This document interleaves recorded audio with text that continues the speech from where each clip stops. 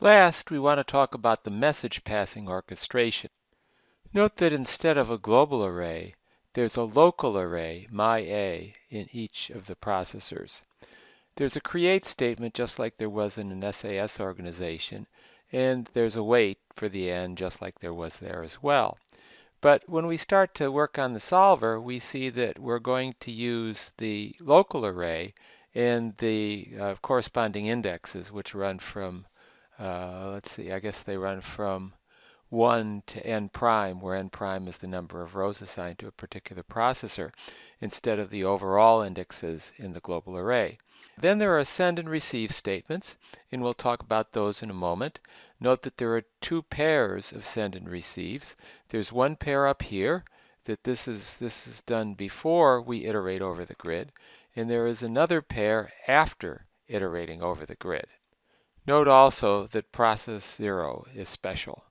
Process ID is not equal to 0, we do this, otherwise we do that. And as we scroll down, you see the matching send for that receive, and we'll talk about that in a moment.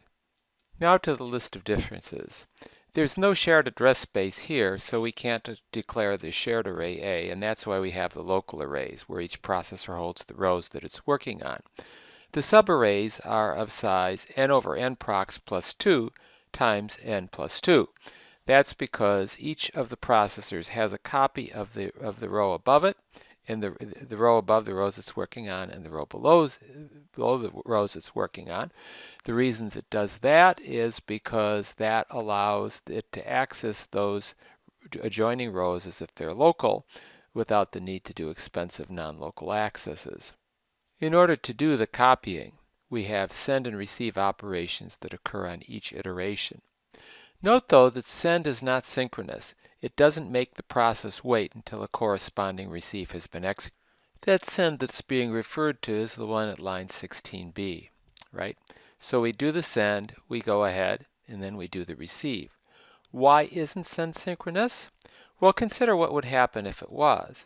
This process would stop after the send to wait for the receive to take place, and so would all the other processes. So we'd have deadlock, with all the processes having done a send and waiting for a receive.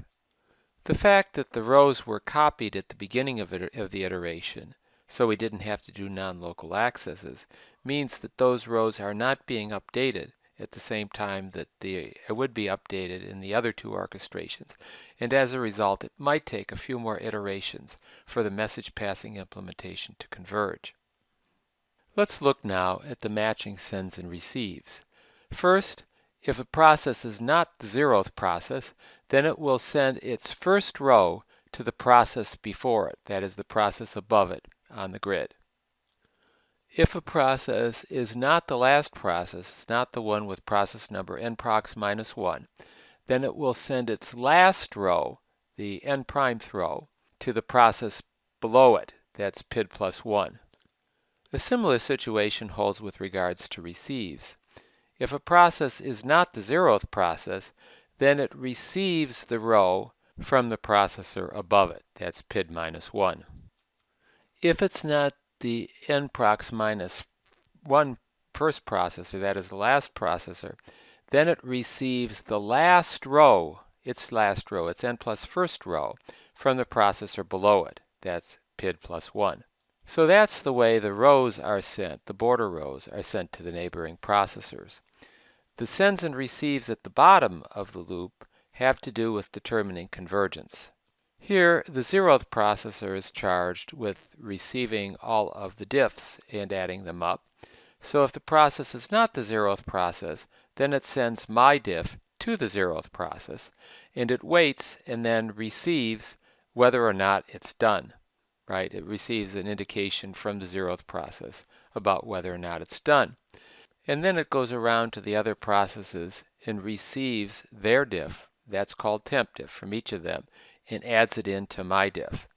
Then it tests my_diff to see whether the tolerance is exceeded, and if the tolerance is not exceeded, it sends to the processor, if its tolerance is not exceeded, it sets done to 1. And then regardless of what done is, it goes around and sends that value of done to all the rest of the processors who use that to determine whether they get out of the loop or not. Now that we've covered the message passing orchestration, we've covered all three orchestrations of our Ocean solver, and we've seen the differences between each of them. But note that they all solve the same problem.